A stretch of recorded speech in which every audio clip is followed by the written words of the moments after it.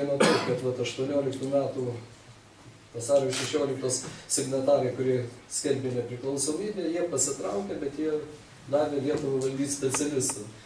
Tai kaip jūs dabar matot tai, kas vyksta ir ar galima kažką tai pakeisti? Dar tada nebuvo išsidalinta Lietuva, nebuvo vis tik tai ir tankai rusų važinėjo, ir įtempta padėtis, bet tie žmonės, jie buvo Lietuvos patriotai, jie buvo kiekvienas savo srities specialistas. Ačiū labai. Na, jeigu pradėt nuo pradžios, nuo Sąjūdžio, tai kaip Sąjūdžio iniciatyvinė grupė buvo ne tik tai žinomi visuomenės veikėjai, buvo taip pat vienos ar kitos srities specialistai. Ir todėl formuojant pirmą vyriausybę, kadangi ir aukščiausiai taryba pirmasis Seimas buvo iš tos sudėties daugiausia suformuotas, dominavo būtent Sąjūdžio atstovai, bet jie nebūtinai buvo iš iniciatyvinės grupės, buvo renkami tie, kurie sugebės geriausių būdų tvarkyti dar kitą sektorių. Tai buvo pagrindinis principas. Žinoma, lojalumas buvo savaime suprantamas. Palaikymas nepriklausomybės įtvirtinimo, žinoma, buvo kaip norma, dėl kurios iš viso klausimo nekilo. Ir tas leido kiekvienam būti lyderiui savo srity, savo sektoriui, ir nebuvo bent jau tokio nesusipratimo tarp lyderio ministro ir tarp ministerijos komandos, kuri buvo formuojama vėlgi pagal kompetencijos principą, ir taip pat visuomenės, sektoriaus socialinių partnerių, kurie nematė nesusipratimo tame, kad ateina ministras neišmanydamas, o imasi vadovauti. Dabar tas principas sumenkėjo iki minimumo. Ir šiandien žiūrint į situaciją, kaip klostosi reikalai kadrų politikoje prie konservatorių dominavimo 4 partijų koalicijos laikais, tai vadinti tai natūralių dalykų, kaip gerbiamas kancleris paminėjo, objektyvių niekaip negali. Nes pirmiausia buvo išplėtota politinio pasitikėjimo pareigūnų sudėtis. Ir ji buvo padaryta tuo tikslu, niekaip kitaip, kad būtų galima neva teisėtai pakeisti tuos pareigūnus, kurie yra valstybės sekretorius, ministerijos sekretorius, nes buvo tik tai vienas viceministras, pagausinant politinio pasitikėjimo viceministrų sudėtį, patarėjų sudėtį. Štai atsitiko, kad atsirado kaip ir teisėta erdvė tokiems dalykams daryti. Automatiškai ministerijos tapo labiau politizuotos. Tai jau vienareikšmė. Aš galiu palyginti situaciją toj ministerijoje, kuri man teko dviejose vyriausybėse vadovauti. Ministerijos tapo politizuotos. Jeigu liberalai valdodinas ir liberalų ministerija, jeigu konservatorius ministras, tai vadinasi konservatorių ministerija. Ir tada atsiranda situacija, kad ministerijos pareigūnų pagrindinė sudėtis yra atsakinga ne už sektoriaus sėkmę ir ne prieš valstybę, o atsakinga prieš partiją. Tampa partinės, atsiranda beveik partinės ministerijos. Ir šita tradicija, kuri formuojasi, yra labai ydinga. Juk buvo laikas, kai susitarta ir tarp kitko ir konservatoriams dalyvaujant Seime, kaip turi atrodyti valstybės tarnyba, kaip išsidėstymas politinio pasitikėjimo ir profesionalų. Dalis valstybės tarnautojų, kurie nesikeičia atėjus naujai partijai. Visada galima surasti priežastį. Aš galėčiau net ir iš labai asmeninės tokios patirties, iš aplinkos susakyti daugybę atvejų, bet žmonės nenori, kad jų pavardės būtų minimos, kada jiem pasakoma, žinai ką, tau siūloma pasitraukti. Nes kitaip, žinai, čia yra visokios informacijos, būsi sukompromituotas, žmonės šito bijo. Jie pasitraukia savanoriškai. O iš tikrųjų su dideliu psichologiniu, politiniu spaudimu, pasirinkdami mažesnį blogį. Pasitraukti, negu būti viešai spaudžiamiems arba netgi sukompromituotiems. Tai ši banga, kuri vyksta, ji iš tikrųjų yra didelis blogis valstybei. Aš daug kartų citavau Helmuto Šmito žodžius, pasakytus, kad į mano klausimą, kokia didžiausia problema yra mūsų valstybėse, kurios naujai atsikūrusios, Tai žinoma, ne vien konservatoriams čia buvo parašyta, bet kaip tik, kad kalba tada buvo ankstesnė konservatorių kadencijoje, jinai tiko, ir dabar tinka, ir manau, kad visiškai mes tos tendencijos, kad savus pasirinkti, turbūt niekada neišnaikinsim, bet yra tam tikras sveikas protas, yra atsakomybė už sektorių, yra atsakomybė už darbo kokybę, už komandos dalykiškumą, profesionalumą, tai ką kolega Butkevičius sakė. Tai štai tie Helmuto Šmito, beje, socialdemokrato Vokietijos buvusio kanclerio žodžiais, kad bėda yra ta, didžiausia problema yra ta, kad į aukštus valdžios postus ateina žmonės nepraėję nei profesinės, nei valstybinės karjeros laipteliais. Ir dėl to jų darbo vaisiai, žinoma, yra jie atitinkami. Bet šita banga, manau, neišvengiamai įveda nestabilumą į ateitį.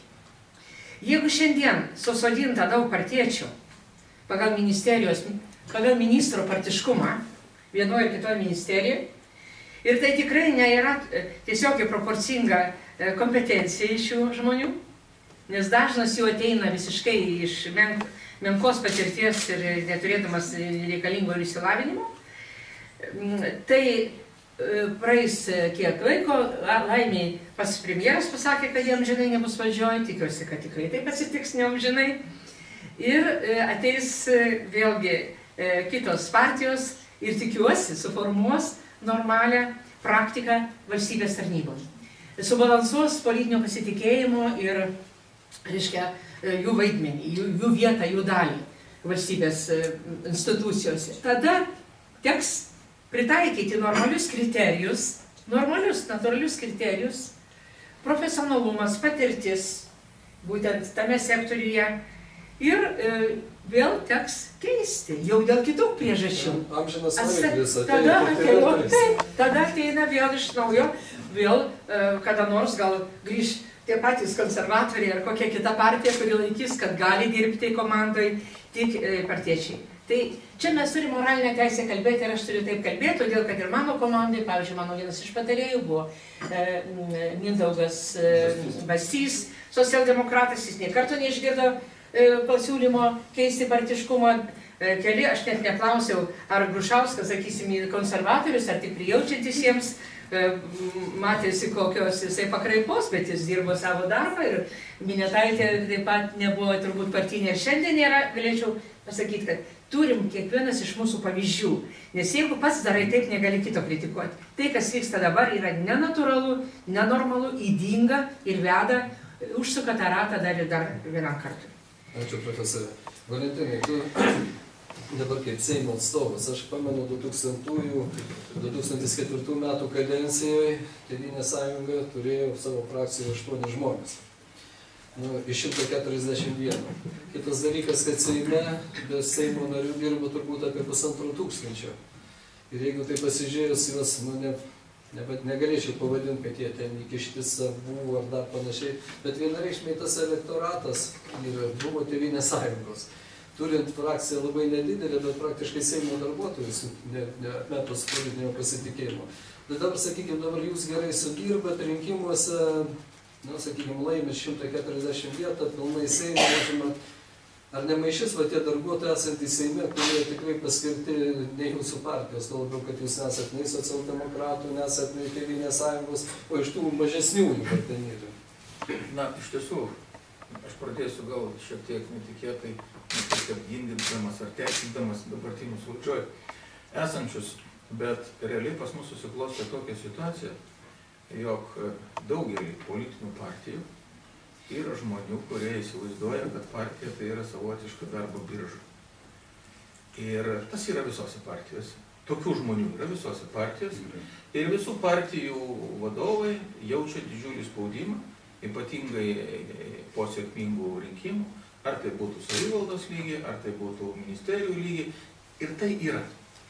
Ir iš tikrųjų tik tai tiek, kad kadangi, jeigu imam valstybės lygmenių, praėjusi valdžia buvo 8 metus, tai viskas buvo taip tarsi, kaip sakant, ramiau, korektiškiau, tvarkingiau, lyg ir savaime, nors irgi buvo susikurtos ir tam tikros salos, kurias gali vadinti partinėm, ar susikūrusios, kaip nori vadinti.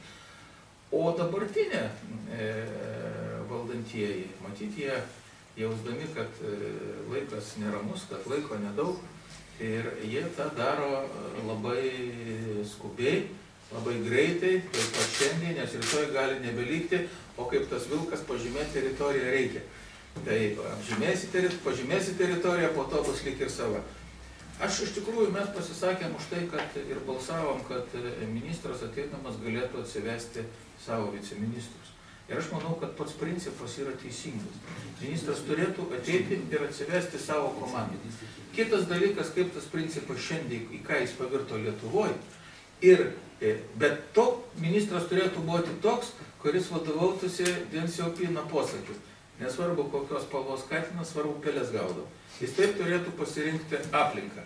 Dabartiniai ministrai vadovaujasi principu, nesvarbu, katinas gaudo ar nesvarbu, kad tos pačios mano spalvos būtų.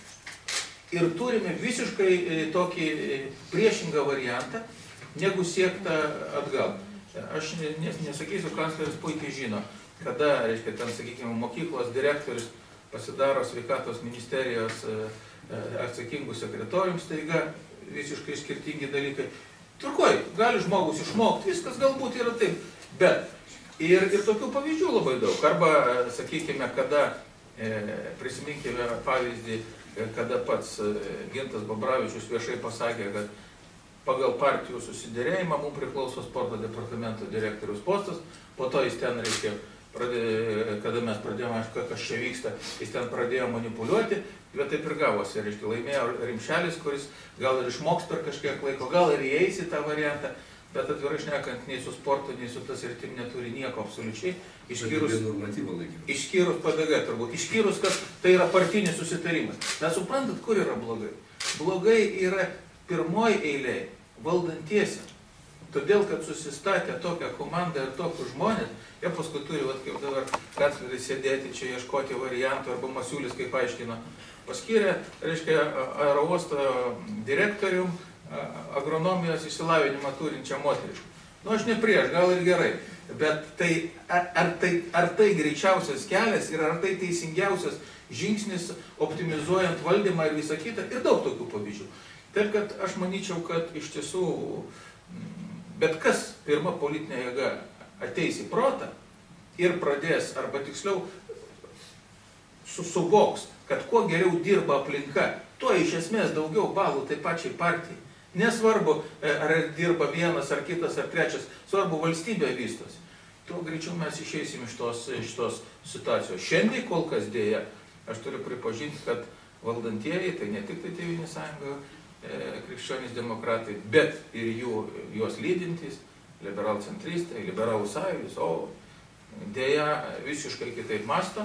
Ir aš manau, kad iš tiesų aš sutikčiau su gerbiama Prunskiene, tai yra dar viena pakišimas tam tikros bombos, todėl kad kitiem atėjus automatiškai norėsis, reiškia, keršyti, automatiškai norėsis pakeisti tuos, nes jie politiniai ir iš esmės ta sistema vėl bus vėliama. Tiesiog atstatyti normą. Dalis iš keršto, dalis iš atstatymo, dalis iš kitų dalykų ir vėl prasidės tas ratas, kuris valstybė nenaudingas.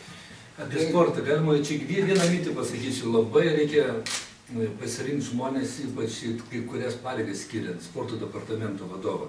Dėl ko, aš vis dėlto ir dabar su sporto susijęs ir Lietuvos rinktinį buvęs, kaip kažkada sportavau, nuo jaunių iki suaugusių, žinokit, sporto pasaulis nepriima žmonių, jeigu tu nieko bendro su sportu neturėsi. Yra psichologija tokia, tu nesavas esi ir tiek.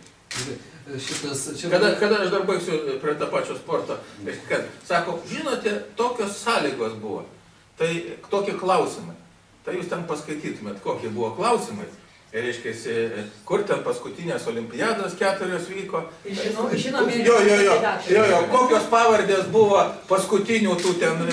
Čia vienas klausimas. Ne vienas tokių, paskaitykit visus. Aš buvau komisijos pirmininkas. Tai girdės. O paskutinių tų, reiškia, vadovų pavardės, jūs man paskaitykit, ką bendro turi su to. Gerai, Valentinai, man atrodo, baigiam apie sportą, nes jūs šiaip jau... Taip, čia labai gerai, kanclerį, pataikiau tiesiai į tašką, jeigu jūs Grįžti Kauno Žalgirio Lietuvos rytą pradėsit, biškai kita tema pas mus. Ne, čia kadrai. Bet čia yra labai daug kas panašaus. Gerai, aš dabar norėčiau, vat, šitas Valentinas paminėjo, kad čia tai pačiai partijai vat, nėra gerai, kada nespecialistai dirba. Man atrodo, pirmiausia, tai pačiai valstybei čia nieko gero yra ir visiems gyventojams. Dabar vat, aš norėčiau gal